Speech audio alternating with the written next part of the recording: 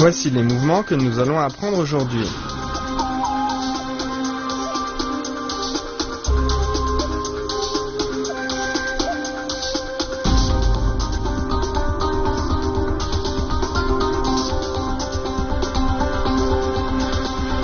Il faut veiller à former des cercles verticaux de chaque côté du corps.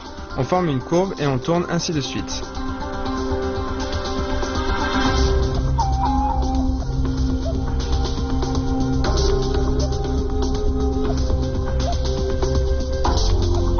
On met la lance contre le dos et on tourne le corps.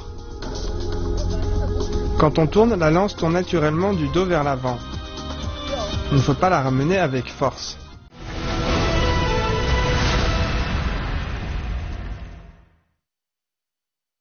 Le prochain mouvement, se retourner, crocheter la jambe et pointer. La main droite empoigne le manche et en même temps on tourne le corps à gauche. Puis on lève le pied droit qu'on crochette derrière le genou gauche, c'est crocheter la jambe. Et on pointe avec la lance vers le bas.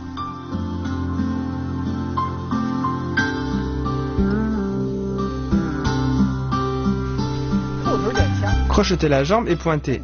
On tourne le corps à gauche. On crochette le pied derrière le genou, la jambe de maintien doit être stable. En même temps, la pointe est dirigée vers le bas en pointage.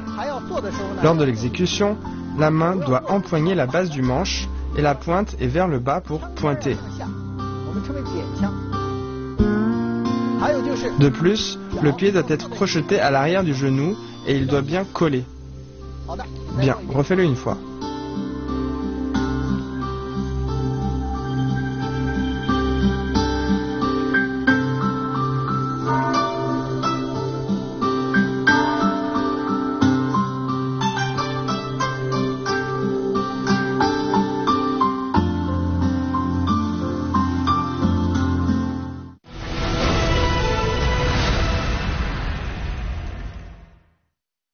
Le prochain mouvement, trembler en pas vide.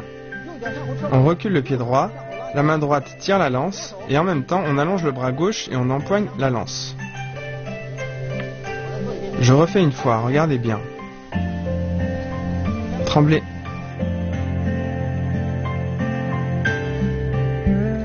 Pratiquez avec nous.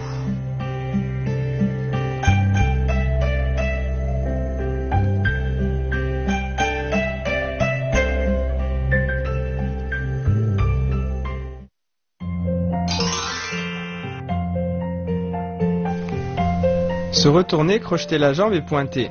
Le pointage est une attaque. Elle vise surtout les poignets de l'adversaire afin d'annuler sa capacité d'attaque. Le pointage vers le bas doit être rapide et puissant mais de faible amplitude.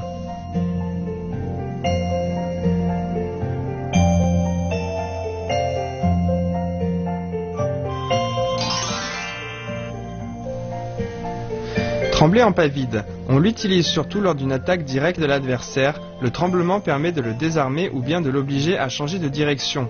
On part de la souplesse vers la dureté, la décontraction vers la tension et on sort la force explosive.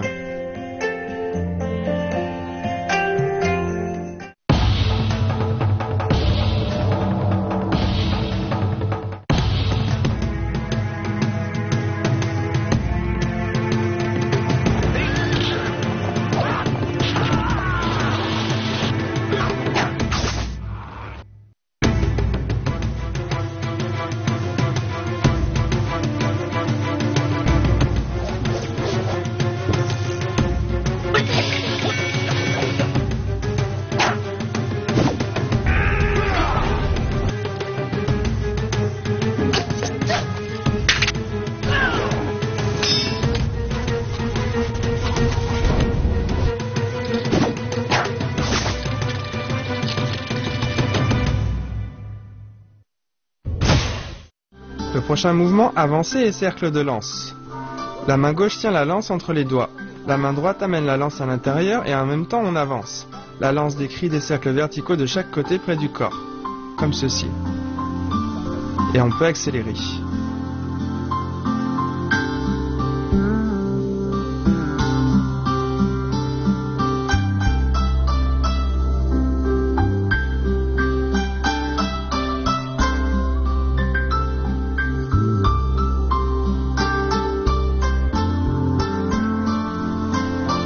cercles de lance commencent à partir de tremblés en pas vide. On commence, on avance et on fait des cercles. Lors des cercles, il faut veiller à former des cercles verticaux de chaque côté du corps. On forme une courbe et on tourne ainsi de suite. Attention, on empoigne la lance à son tiers inférieur. L'autre main est au-dessus. Ainsi, la main avant peut aller et venir. Donc quand on fait le mouvement, la main gauche glisse mais pas la droite.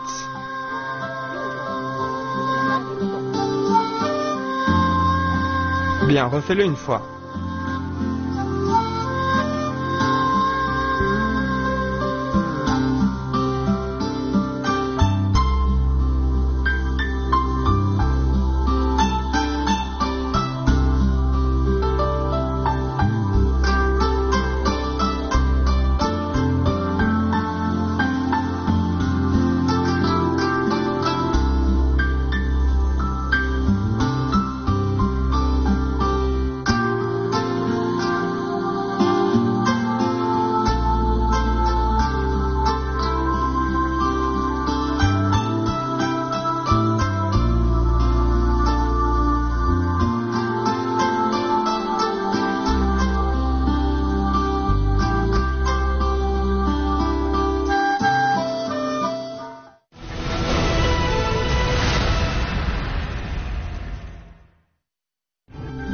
Les cercles de lance en avançant se font à partir de avancées et cercles de lance auxquels on rajoute 2 pas vers l'avant. Je le fais une fois.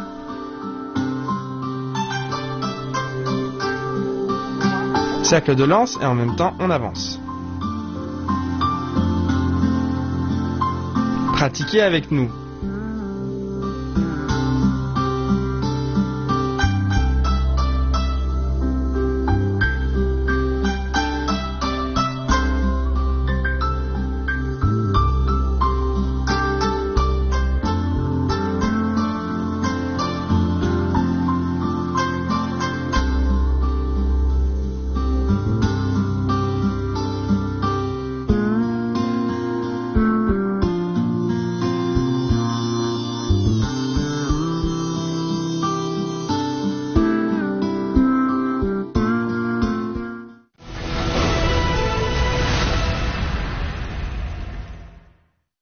Portez la lance en croisant le pas. On commence avec les cercles de lance. Après les cercles, on avance et en même temps la main droite tire la lance à l'arrière. La main gauche par devant. Puis on lève le pied droit et on croise le pas. On pose la lance sur le dos, puis on tourne. Portez la lance en croisant le pas, à partir des cercles de lance. On croise le pas. Quand on croise le pas, il faut veiller à ce que la jambe gauche soit fléchie et les bras écartés. Puis on tourne le corps. On met la lance contre le dos et on tourne le corps. Quand on tourne, la lance tourne naturellement du dos vers l'avant. Il ne faut pas la ramener avec force. Pendant la rotation du corps, la lance est déjà sur le dos, puis en suivant la rotation du corps, elle sort d'elle-même. Donc attention durant l'exécution. Bien, refais-le une fois.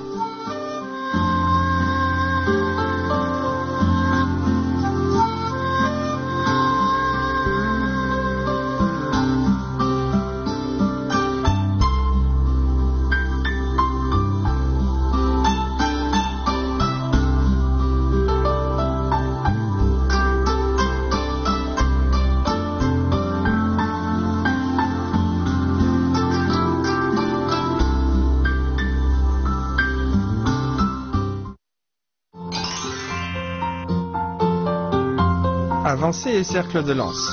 C'est surtout un mouvement de défense. Lorsque l'attaque adverse n'est pas distincte, on reste protégé et on peut trouver une opportunité de contre-attaque. Lors des cercles de lance, la lance décrit des cercles verticaux le plus près possible du corps.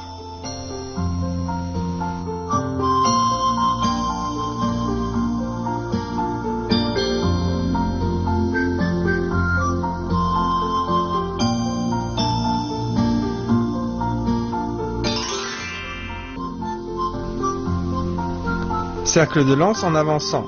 Ce mouvement se fait à partir de avancées et cercles de lance, auxquels on rajoute 2 pas vers l'avant. Lors de la pratique, on peut commencer lentement, puis accélérer.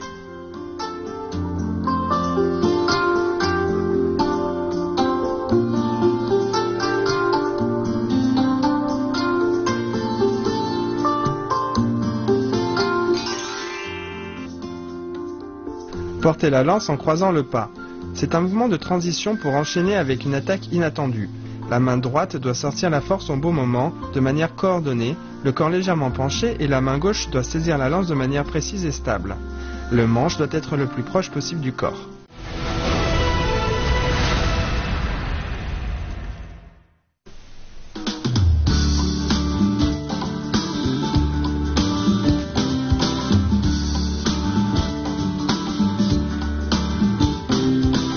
Zhang Fei, ayant pour surnom social Yi De, est un célèbre général chinois de la fin de la dynastie des Han et du début de la période des 3 royaumes. Il servit sous les ordres de Liu Bei, le fondateur de la dynastie Shu. Selon la légende, il faisait partie des 5 généraux tigres de l'armée du Shu et était réputé par ses adversaires pour avoir au combat la force de 10 000 hommes. Il utilisait une lance qui, selon la légende, atteignait les 2,50 m environ et a la forme d'un grand serpent. Les généraux adverses qui le rencontraient en étaient effrayés. Maintenant, on révise ensemble l'enchaînement des mouvements de secours.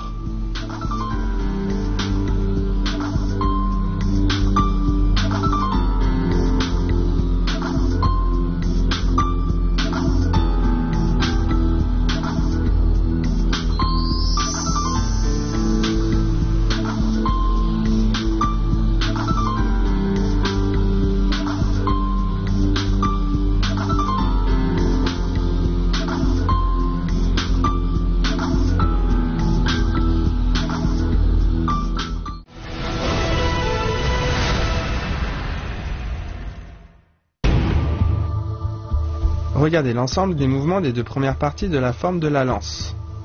Pratiquez bien de votre côté. On se retrouve au prochain cours.